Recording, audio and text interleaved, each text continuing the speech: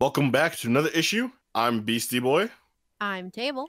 I'm Red. And it is I, Shino Brando. And in this issue, we hitch a ride on Wanda's vision of a TV guide. So this issue, we're talking about WandaVision, right? And through the actual powers of the cosmic universe, we finally got this show. The show premiered on Disney Plus, the first of its kind, January 5th, 2021, and wrapped up March 5th, 2021. It was directed by Matt Shakam, and it starred Elizabeth Olsen, Paul Bettany, Catherine Hahn, and Kat Dennings. So I wasn't one of the people who kept up with this as it came out week by week, though I know most of you guys were. I, in fact, only binged it this week, so I'm really interested to hear how the differing experiences were with the pacing. Because on my end, I found the pacing, reasonable. I watched all of these episodes in the space of 7 days when we decided we were doing this. And yeah, we went from plot point to gimmick fast, efficiently enough that by the end of it, I was like, yeah, I see how this ending came about. I get it. What was it like watching it in the style it was put out in? Because this isn't Marvel's norm at all. Very much not. Well, yeah, right. Well, I think in the beginning you were going into the show with mystery doll to get, from the beginning. So, that was already there. So, for me, it was just having to watch it unfold weekly was the thing. And coming to the finale now after everything, because I was like, if this ending doesn't give me a payoff, this whole journey here was for nothing.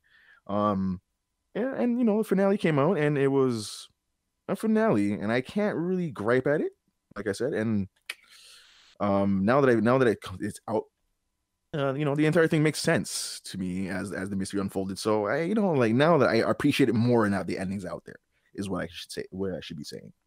I love the fact that this came out weekly. The fact that it, for better or worse, let audiences kind of dangle and kind of stew in what might happen, what might not happen, and where plot and what characters might show up that probably never could in the first place, was a level of fandom that I had not experienced in a very long time. There are other shows that, do come out weekly that were put on pause due to the Backstreet Boys, and this was very much a return to sitting on the couch with people and enjoying something week to week. Speaking of, in its grand setup, right? The sitcom was a great way to throw you back into. It was a great way to kind of soft shove you into the MC universe, right? Just kind of unfold a mystery, but a setting that was kind of wholesome and very accessible, right? It's just like, what's going on here? You could just kind of insert yourself and just watch it and go ahead. So, yeah, man, clever writing. I will give it that. I mean, Red's point was very interesting that this is a fandom experience you haven't had in a while. Because, yeah, it used to be, back in them good old days, you'd sit down at 5 o'clock on Wednesdays to catch an episode of whatever show you're into, right? You'd find those prime time TV slots where the big shows were in, and you'd watch that. And these days, like even before everything went to digital releases, where they'd drop a season at a time and you could just watch the entire thing in a week or less than, depending on your ability to sit still. Did you know that 37% of you aren't subscribed to the channel on YouTube?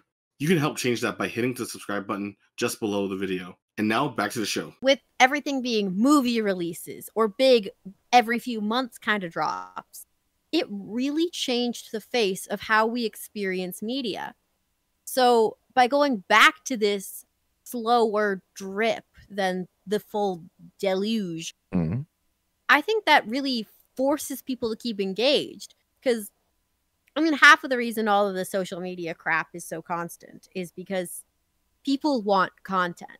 They want content related to what they're interested in to keep their interests. And Marvel was capitalizing on that before the switch to all digital. And then during that switch, they kind of stalled. All of their engines were just like, wait, fuck, what do we do now? But this system, this style of actually we're just going to do a classic cable style release, it forces people to be thinking about it at least once a week and more if you do your job right. And I think that's really interesting that we've kind of circled back to how media used to be. Well, yeah. I mean, they learned from their other label, right? And like on the Star Wars side, Mando learned, not to dump a whole season out, but go bi-weekly, and it works for them. So I mean, on this, on this scope, it should work. It keeps people, people interested and engaged. So yeah, I mean, yeah, the weekly release is a smart tactic.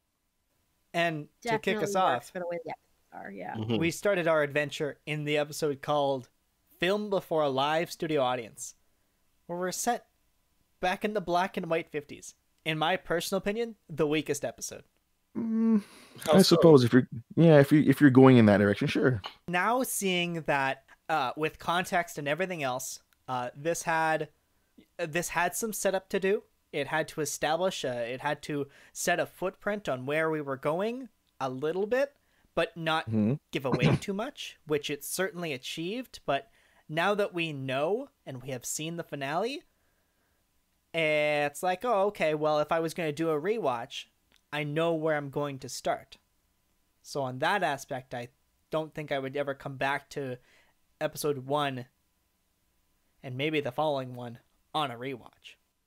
I don't know. I couldn't really skip them because it just sets up the atmosphere of what's going to happen later down the road. And I mean that table scene alone should get you kind of like what's really going on. That whole table scene deepened the mystery even more so for me. And so I don't know. I can't. It's like one of those things I can't skip. First episode just had a lot to do, and it had one of the least like modern tropes to work with. Like it was one of the farthest removed from how we perceive stuff these days, and it had to do all of that narrative work of like what the fuck is going on, or at least get you asking what the fuck was going on. And it was juggling of maybe one too many balls. I don't know. But tell me Wanda doesn't look great in that dress. Look She me in looked the eyes fantastic, and try to tell me that. Every outfit they put her in, especially starting with this one, like, oh, when she thinks that she's, that it's their anniversary, and so she puts on a 50s style sort of a camisole lingerie type thing, and then Mr. Hart walks in the room and goes, "Vision!" I'm like, oh, uh-oh. Way to break the mood, buddy.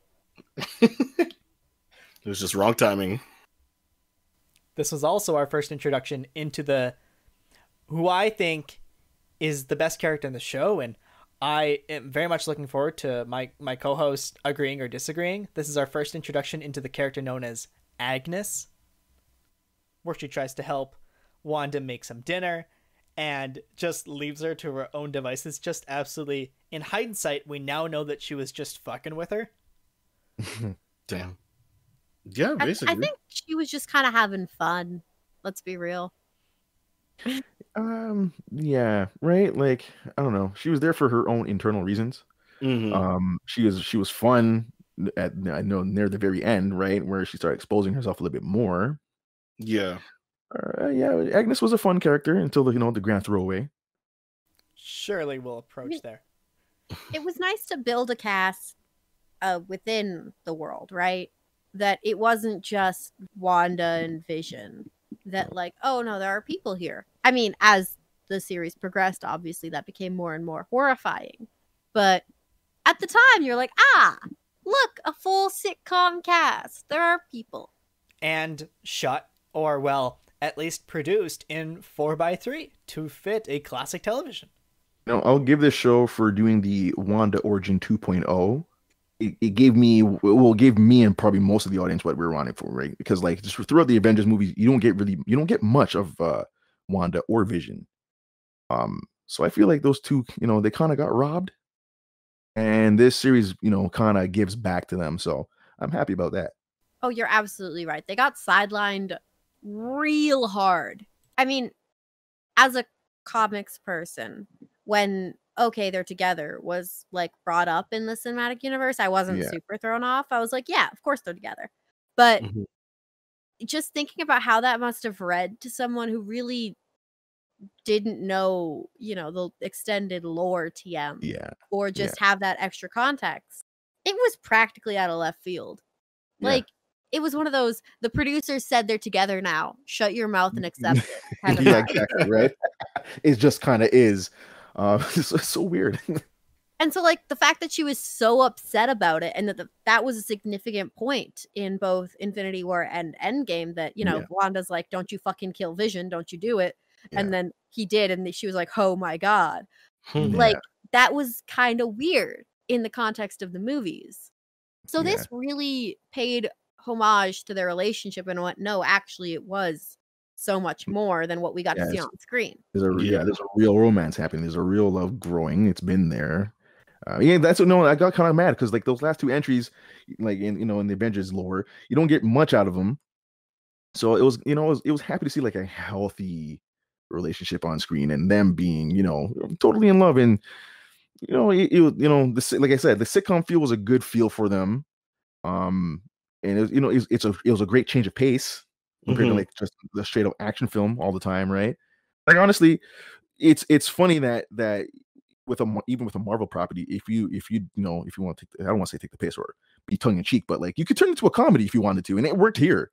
Yeah, and in fact too, like seeing Paul Bettany's like character, which was Vision, of being such a more like a serious or monotone kind of type character. Yeah, could be more comedic and just was more a bit fleshed out and just like had a little like basically had fun with it. Like it was interesting to see that difference in dynamics of like his acting portrayal per se, and even with especially with Wanda as well too. Yeah.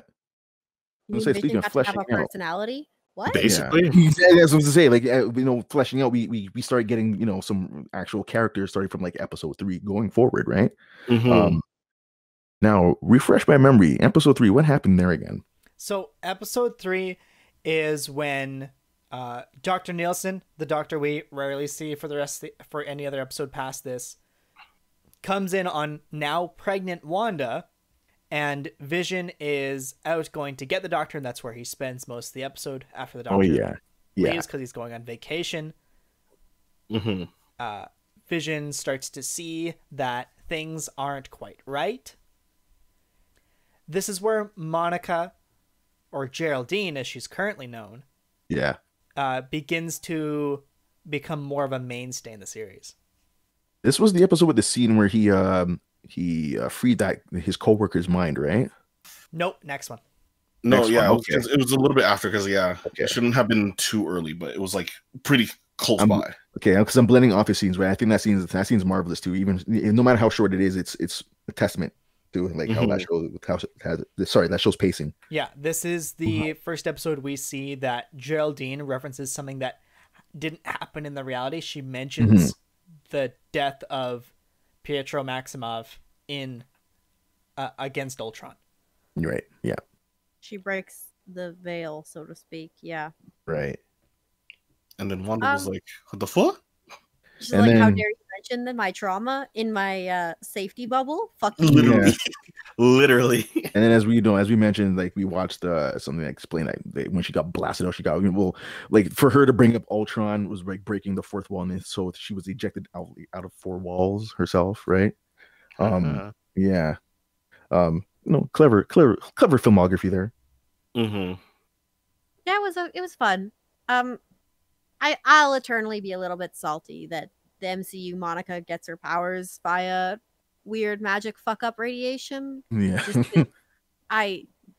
We did a whole episode on characters that we love very recently, and I did Monica Rambeau, and it is important to me that characters get to have an origin that is singular to themselves unless they're intended to be tied up in a greater narrative. Like X-Men, are all allowed to be related because that's the point. But when it comes to mutates, I like them to have original reasons to have their powers because it helps with individuality and for the narratives or whatever. So I'll eternally be a little bit salty about Wanda giving Monica her powers here. But at the same time, I'm just so fucking thrilled to see her. Yeah, I hear you. I'll let it slide. Yeah, I hear you. Wanda didn't give her powers.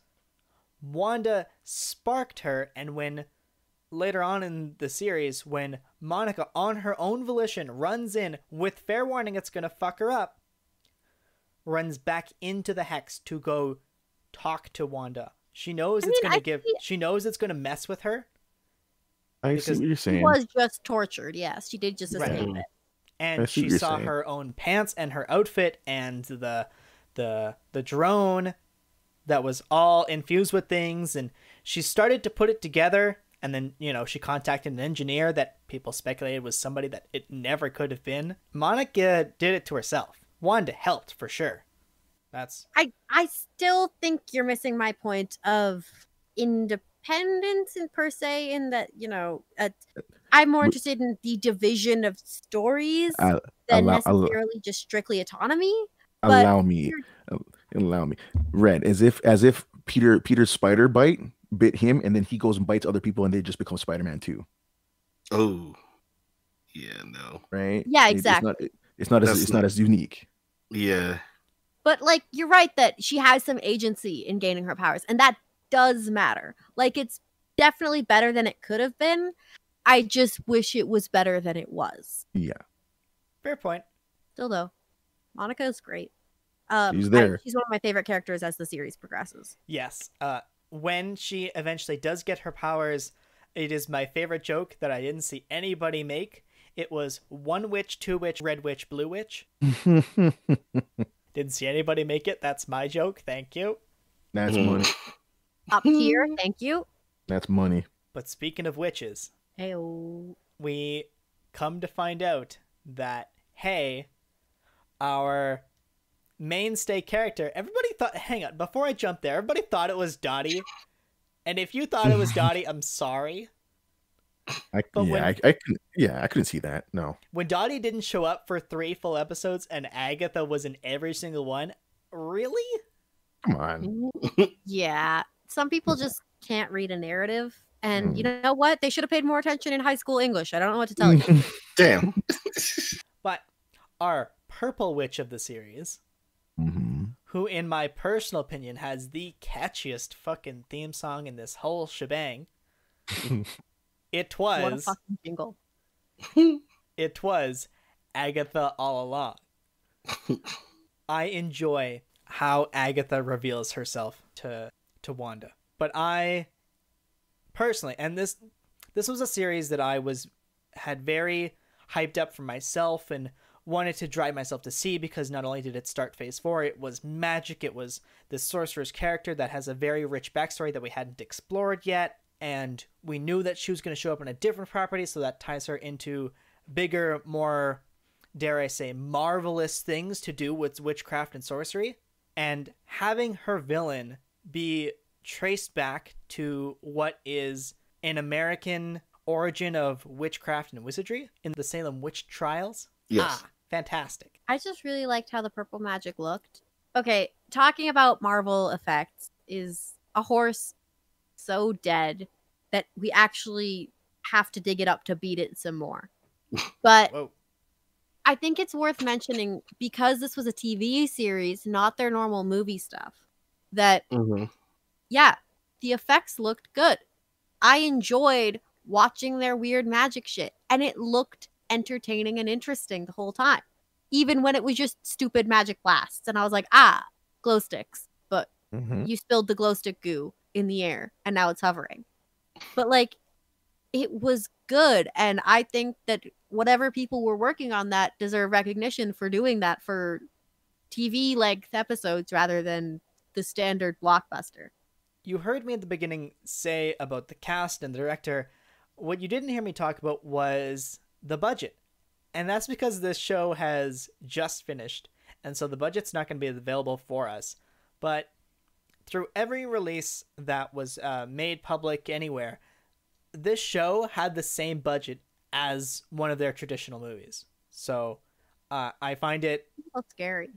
yeah, that they can just put all this money into this 9-episode epic. And You're surprised after a decade of hit movies making nothing but bank. You're surprised they're able to fund good fucking CG for their show. it was their Come on first now. one. It was the fact that they nailed it in one go. Come Impressive. on. I mean, but there was kind of expectations, or there was talks, let alone when they were setting up the television versions of, you know, their Marvel series, they were kind of saying that it's going to be like it is going to be like their movies in a sense. So like the funding and all that stuff would be almost the same aspect of it. It'd just be cutting down to episodes rather than 2-hour movies, right? So For sure. Yeah, man. Let's talk about the two characters that get introduced solely into the Hex that don't have a real world counterpart. The twins. Yep. Dem boys. We got to talk about the cast in general. We're missing a few who played pivotal parts. Absolutely. Right. Not only just the twins. We had the twins, and I'm happy about that. And we they play an important factor later on for post credit scenes. But I mean, like, let's give it up for Darcy and Jimmy Woo, because like that's the TV show that we deserve. 100%. Yes. I am in for an X-Files style Jimmy Woo and Darcy going around poking at alien like magic-y stuff. Dude, the Darcy and Jimmy show is a show that nobody asked for, but if you filmed it, I'm watching it anyways. 200%. I got me a my little money. bit of a disclaimer that I am sick of Darcy, theoretically speaking, because the Marvel fandom uses her as self-insert character number 1. So she gets put in a lot of weird places to be written explicitly just because this writer wants to fuck that character. So every time I see her name, I'm immediately given horrible flashbacks to the 6 weeks I spent in the Marvel fandom before it was spontaneously combust or leave, and I took the higher path. But if they can give us some actual good Darcy content where she's not someone's Mary Sue self-insert, I might just die. Like, I would love to see it. And especially with Jimmy Woo, who has been practicing magic tricks to summon his card to his fucking hand because he saw Scott Lang doing it. Fuck. He's been practicing sleight of hand the entire time. So much so that that's how he got that paperclip in his hands, man. It was wonderful. Yeah, fantastic. But I'm getting too far ahead. But we appreciate some Jimmy Woo. We do. Jimmy Woo-hoo, if you will. But now that we've given limelight to both Jimmy Woo and Darcy, Red. So like the twins, right? Okay, so right, Billy and Tommy. So those that are unaware, Wiccan, who Billy turns out to be later on in life, is my favorite Marvel character to ever exist in comic books. The struggle that his mom goes through to get him back and his future relationships with other Marvel characters is very close to me and also very like inspiring. It's a fight for family. It's Fast and Furious kind of with no cars but magic. Weird way to put it, but okay. Right. Magic for my familia. This is Westview. Like, Jesus. When these two characters were brought into the show and we had saw that she was pregnant, and then we found out in the most TV sitcom way possible that she was having twins because she gives birth to one and goes, oh my god, there's another one. I thought we were just going to get Billy. And that's fine. I know that there was twins, but to see that there is going to be twins and then they become full-fledged characters of their own with personalities and powers eventually, beautiful. However, shocking. Because they were created inside of the Hex, they don't have real-world counterparts to fall away to when the Hex comes down. Not in this universe, but... And that has a precedent. It does exist in the comics that they cease existing. Mm-hmm. And hence the whole road for Wanda to get him back, like Sure. you just mentioned. Correct. That's where I hope we're going to me. That is what's possibly, thrown at us like a frying pan. Looks at big. Listen, man. It's gonna happen, okay? And the Young Avengers are being born. We're seeing the steps happen. We just gotta be patient. They're happening. Right? We have Speed, which is the hero name for Tommy Maximoff. We have Wiccan in Billy Maximoff. We have Kate Bishop coming soon in the Hawkeye show, played by the absolutely lovely Haley Steinfeld. Right. We have Miss Marvel coming up. Right. You know, we still got Peter Parker swinging out there. Right. We also have a Loki show to get through, and it's very possible he could turn into their villain. Yet again, their villain is a teenage Loki. And you know, some of your adult counterparts will be Captain Marvel, and I guess Jane Foster Thor. You know, there's some things happening here, man. There's so much of a setup, and what I hope they do is they do a riff on Young Avengers. What I hope they don't do is they don't do A2. Or yeah, no thanks. Avengers Next. Young Avengers, please. I think that's what we're getting. Now, if they're brave, they will give us Hulkling. Oof. I wouldn't bet on it. Well, actually, no. They've introduced the Kree, and they've introduced the Skrulls via Captain Marvel. So, if they were to introduce Hulkling, it's not actually out of the range of possibilities that they could give him something approximating his real origin, which would be super neat. Right on. But at the same time, please don't bastardize Teddy. Please. There's a precedent set in the comic books between Wiccan and Teddy. And I have voiced my opinion on Twitter that Marvel has not done such a great job in representation for those of the LGBTQIA+. As our only gay character on screen that we're aware of is actually one of the directors of the film. And how dare he? Yeah, that was fucking unacceptable in terms of representation. It was. I have low hope that those characters will get together and be romantic partners. It is, if it's out of the question for them to hold hands and like brace each other as more than, you know, comrades per se. I think that's more along the lines of what we will get for a mass audience, global audience. But to see these two characters kiss, possibly, I doubt it. Where do we land on the finale? Let's just jump into that, right? Because after all that build up, right? You know what? We did skim over Pietro. Yeah, we kind of just like missed that train. Yes. Let's incorporate it together, shall we? So, having the reveal of Evan Peters Quicksilver, or Evan Peters, I should say this, Evan Peters as a Quicksilver. There you go. Show up when Wanda needs him most. Set the internet on fire. It did. It left me like, I think it's safe to say, out of like, you know, all of us watching, like, you know, or knowing per se of like the previous movies, we were all kind of shocked of the alternate version of Quicksilver. So yeah, that happening, that was a big what? And then man. Pretty sure most of the internet was like, again, as per se, on fire, trying to understand, what does this mean?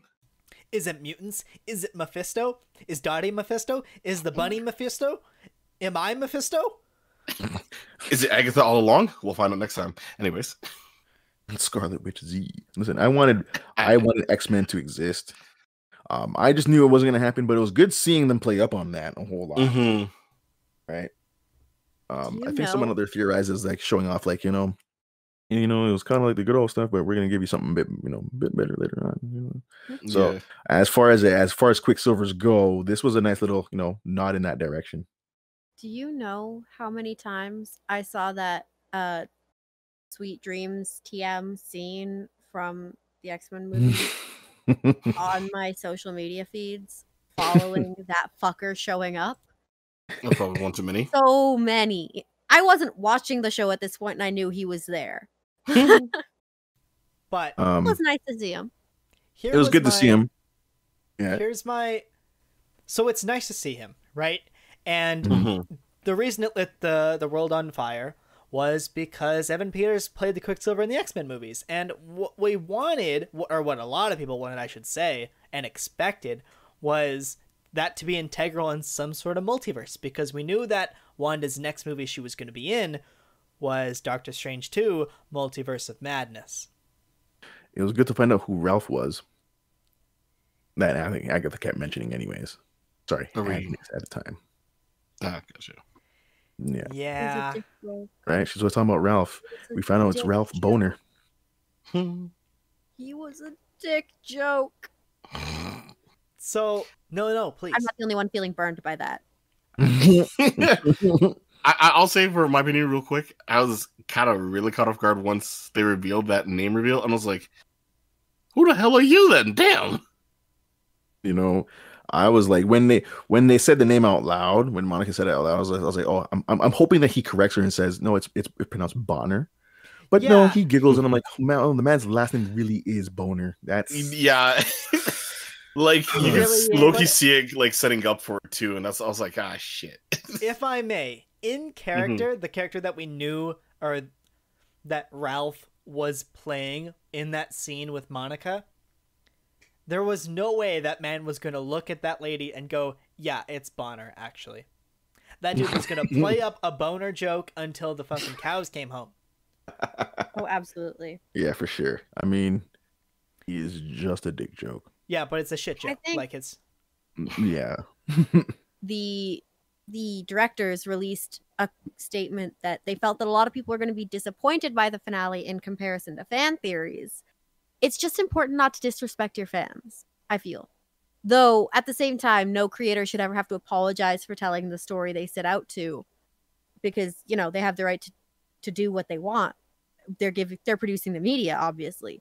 But at the same time, sometimes you got to go, you should have just made better. You should have just written a better story. Sorry. You know, again, I don't know, because like Marvel's got a wide storyboard, so I don't know. They may be restricted to like what they can and can't tell in the story. So you're getting what you're getting because they're within rules of the MCU stuff. So, for what it is, I can't complain.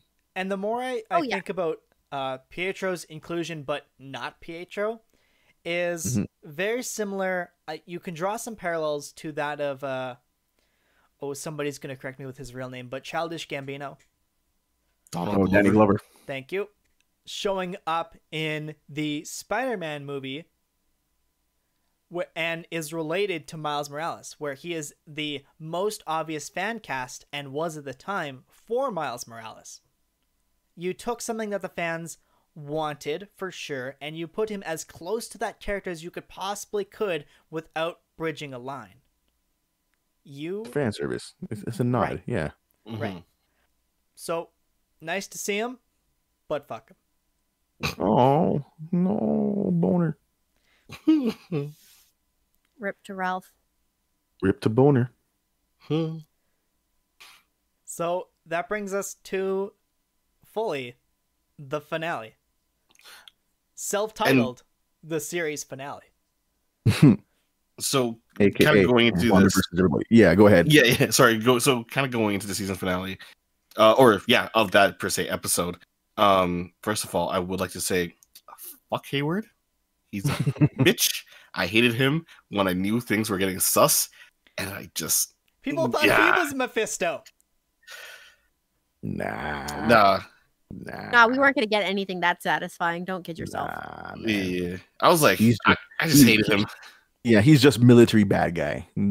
Whatever. He's just there to be the bad guy. He could be military bad guy. Military villain, man. Who cares? Yeah, I just Hayward. At the end of the whole thing, I'm like, he's gonna get caught. It doesn't really matter. It doesn't matter. He gave you he gave us what we needed. A built vision. There. Yeah, true. Just the excuse that we needed. He was gonna get arrested in the end of the whole thing. He was gonna get caught or something. He was gonna die, get arrested, or something else. It was gonna happen. Oh, for sure. Marvel has this weird thing with their villains that if you show up for a majority of a property, get ready to not go anywhere.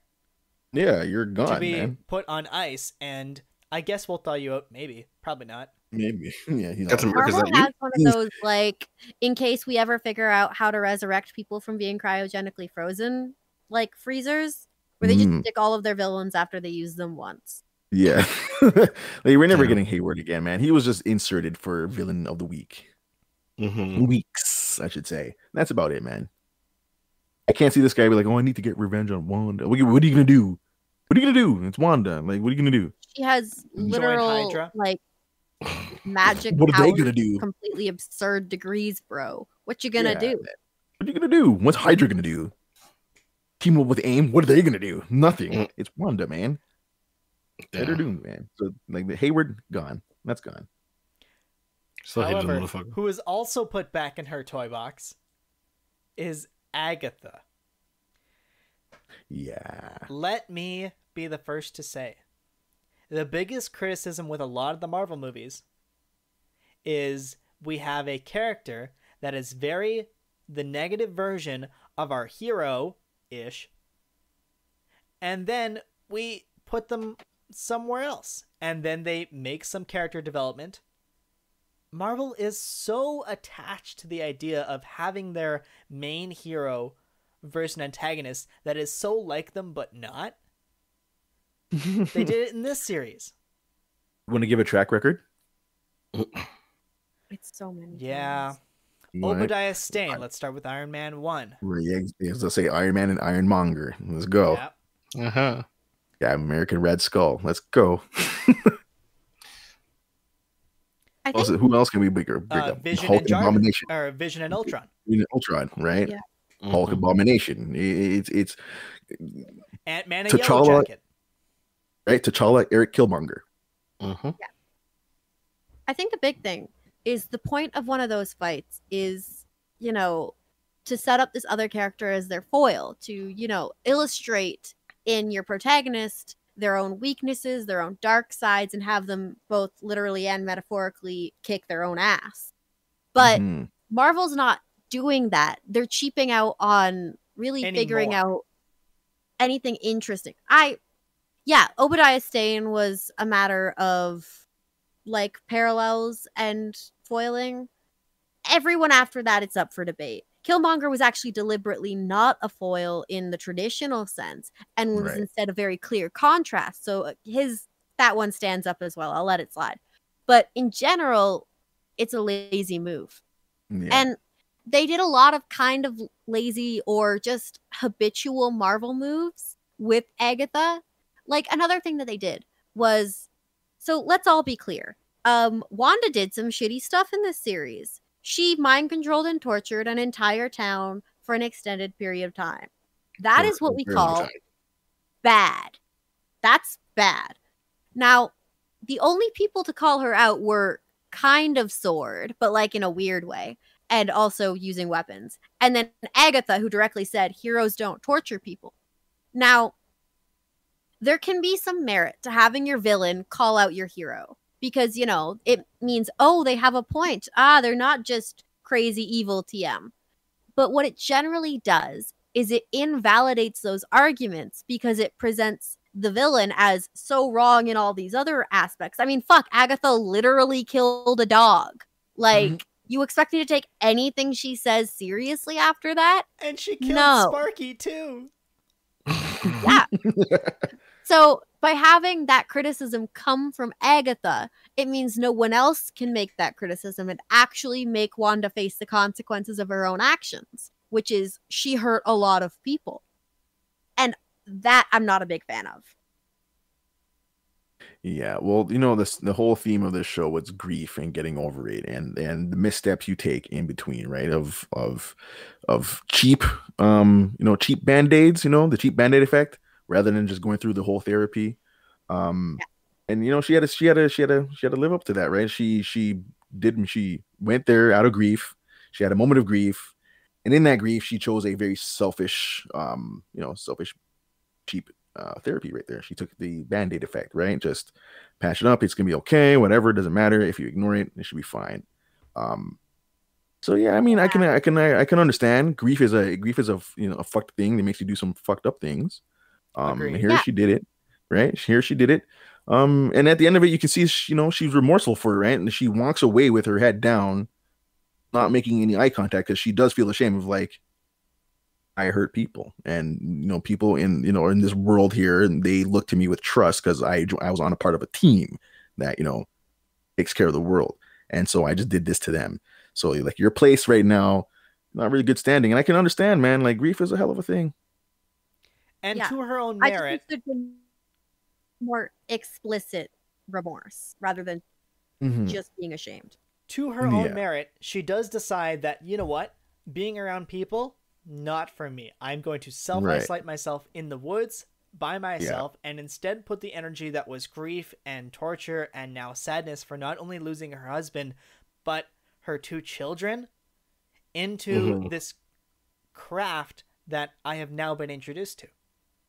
It was just a quest as well, right? She's not just looking at it just to learn. She's looking at it to save some lives. So she's got a bigger, she's got a bigger thing for her now. She's got more purpose, and which is, I think, what Wanda really needed all this time. We gave her nothing but a love interest that was taken away, and after that, like it's kind of shitty to have her only identify with that. Well, that's the thing. She went from revenge quest, which, given the context of the Marvel Universe, was super fucking justified, to actually, I just have a love interest TM. And oh no, my love interest TM is dead. Frowny face emoji. And then anger. Yeah. Angry emoji. So it's nice that, she's now been set up to have that sort of autonomy where she can go pursue her own interests in a meaningful way now. I'm saying, like Wanda Origin 2.0. Exactly. I want to draw special attention to the book that Wanda is reading at the very end. That book is called The Darkhold. And a lot of people online are reading that as, oh, hey, that book was also in Agents of S.H.I.E.L.D. Does that mean Agents of S.H.I.E.L.D. starts to become more and more canon the more we let things in? I mean, does it not? I mean, whatever. I don't understand that because like Agent Coulson. So like, is it not connected? Because I don't get that. To elaborate, after Avengers 1, in my personal headcanon, the way I've sort of split it up is after Avengers 1, 2 things happen. 1, the next movie in the Marvel Cinematic Universe happens. 2, in a separate place, you have everything else. You've got Daredevil, Jessica Jones, Luke Cage, Iron Fist for better or for worse, and Defenders. Because the only thing that they mention that is integral to any of their plots is the Battle of New York. Yeah, I think that's the idea. Like, I think it was supposed to be canon adjacent. Yeah, it's supposed to be a separate thing, but I mean, it still recognizes everything that happens in the MCU, including Shield falling, in Winter Soldier, from what I'm seeing here. So like, it is in universe. But circling back, the last thing that we see in the WandaVision show, or here I should say, is the call of 2 twin boys calling out for their mom while she's studying the Darkhold. In a very, like, the stance that she takes is very similar to that of Doctor Strange when he's looking through the 5,000,001 universes. It's very similar, and also when he is in these, when he is studying to become Sorcerer Supreme, it's a very similar thing where she is also astral projecting. That way she can enjoy her tea and also study. Someone had shared that book should be with Doctor Strange right now. There's a part in like the Sanctum that like there's a missing book that should be there. That might be that book and that she has right now. Like in his Sanctum Sanctorum, or it's Wanda. Well, we know that she didn't steal it from the Sanctum Sanctorum because she got it from Agatha, because she's back to being Agnes permanently. Yeah, because I think the part they're showing was like, I think when he first got there, because he was wearing white at one point, right? Like some like just robes, right? Yeah. So you're talking about that one. Okay, I thought you were talking about a different scenario, and I was like, wait. But, no, it was that one where he's walking with Wong, right? And then when in that scene, there's a book that's missing. Yeah, people have mentioned about that in the different theories. And also, I guess kept on going back to that. So to tie it more into Doctor Strange, Agatha Harkness, when she is that personality, roughly says you've got more power than the Sorcerer Supreme. Yeah. I'm like, Mhm. oh, you're just going to name drop like that? Good. Because we know that's where she's next showing up. And if there is that big of a problem that we're facing a multiversal threat, that we need to pull Agatha back because they make mention of, yeah, if we need you, I know where to find you. Yep. And that's that's a really weird line to tell who is basically your antagonizer the entire series. Well, we getting her back, man. I look And I bet you they're gonna turn it. They're gonna turn it into mentor status afterwards. Mm-hmm. Or she's gonna be locked up in the Sanctum Sanctorum. Either way, I'm fine with. Ooh. I'm cool with that too. Tell me she wouldn't tear that thing brick by brick. She would try. She certainly would try, but then my guy, the Sorcerer Supreme, is gonna pull out the arms of Sycorax again and hold her in place. Man, I don't even think he needs to do anything. I think the house will just take care of itself. In fact, it is in the comics, the Sanctum Sanctorum is sentient a little bit. Yeah, it will just do its own thing. What do we hope from more of the characters that we saw? I'd like to interject and saying of like where the hell the other or the real Vision went, because our boy literally kind of dipped for the rest of the episode. Because I know we're not skating by that, but like that boy was there. He got his memories brought back by the, I guess, remaining of the stone of, I guess, Wanda's memories per se of Vision, and was rebooted. Yeah, he called it a fucking day and left. He's like, oh, I am the real Vision. My guy went out for a pack of smokes and never came back. Right? And I was like, you don't understand how confused I was, because I was like, the way the episode was closing, it's like, so basically, obviously, the hex is now closing back, and Wanda is, bringing stuff back to normal and all that stuff for the audience that hasn't seen it. But nonetheless, I'm just sitting there, I'm like, okay, Vision's gonna disappear. So, are we getting the real Vision? Is he showing? And they don't even show him at all. He's just like, they show the end credit scenes, and it's like, so where the fuck did he go? Honestly, I thought he was coming back to like, hey Wanda, let's get out of here, and like maybe they can start rebuilding from that point, right? Like at least like just have the companionship and like they can like grow together again or something, right?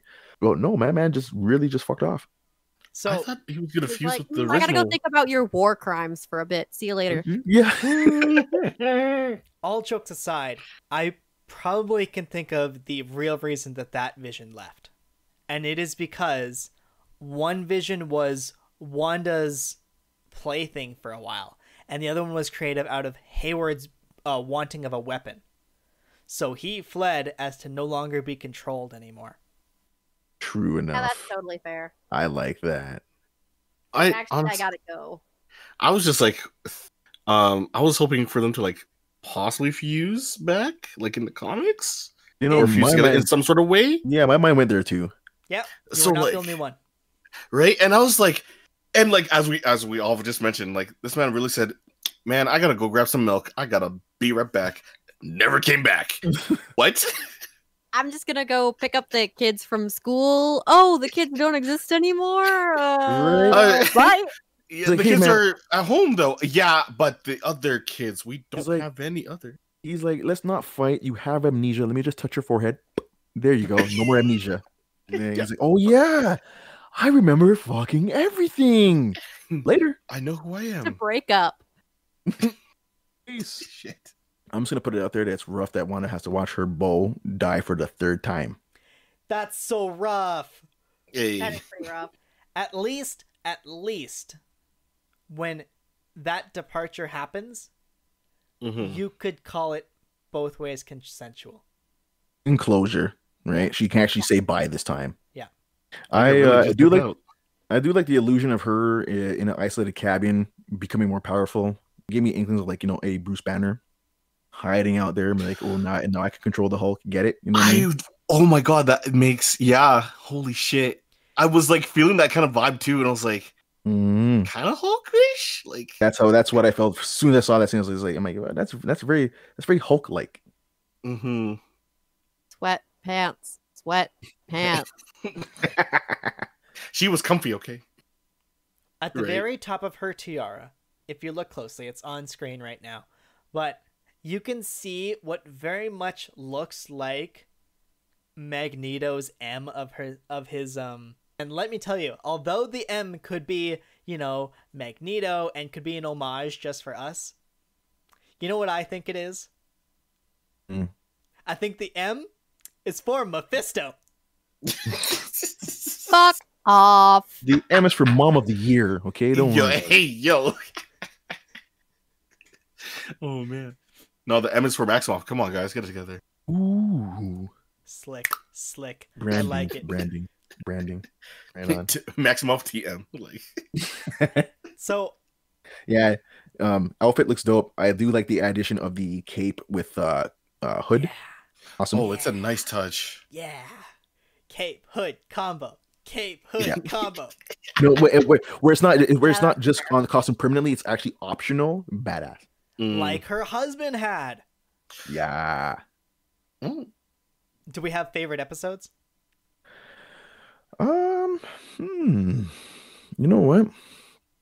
It was a very good run. I can't say I had a favorite. I did like the whole build up after witnessing everything. Now I can actually appreciate the show as a whole.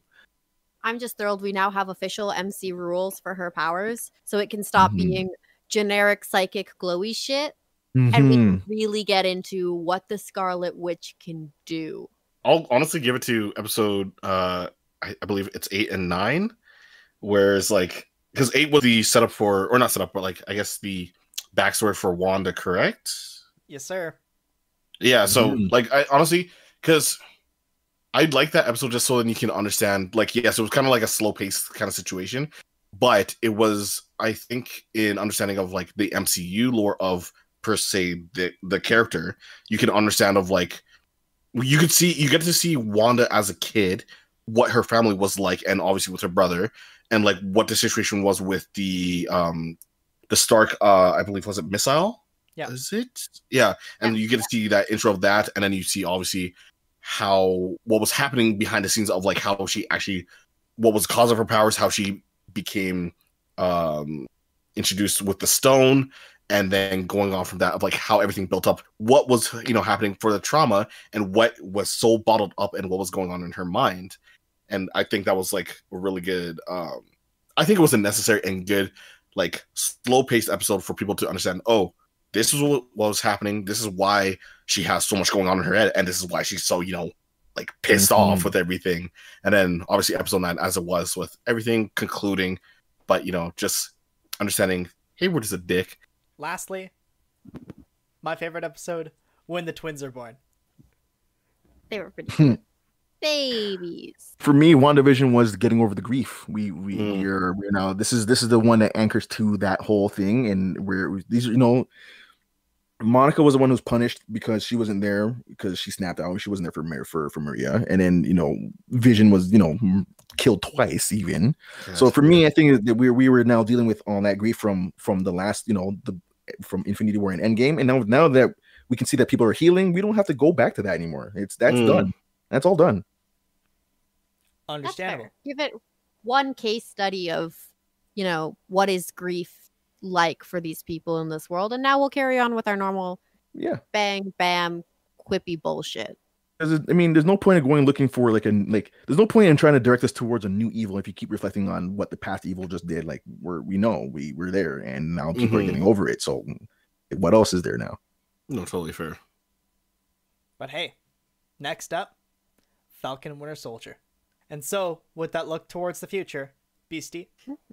Well, I guess since this WandaVision series is now done, and we'll be waiting for the next, sorcery story. Yeah. Yes. Or even per se the next captain to be showing on the screen. You can discuss some more theories or possible movies that will come up on us. Our socials at Crusade Nerd for Twitter and Instagram at Nerd Crusade. And we also upload every Wednesday to YouTube, and you can download any previous episodes or listen on your mobile device through the Anchor.fm website or wherever podcasts are found by searching Nerd Crusade. And like every good TV show, that's to be continued. Thanks for tuning in. If you like this video, go ahead and button mash a thumbs up. If you want to swing by when we have a new video, web up the sub button. Oh, and while you're at it, hit the bell to be notified by.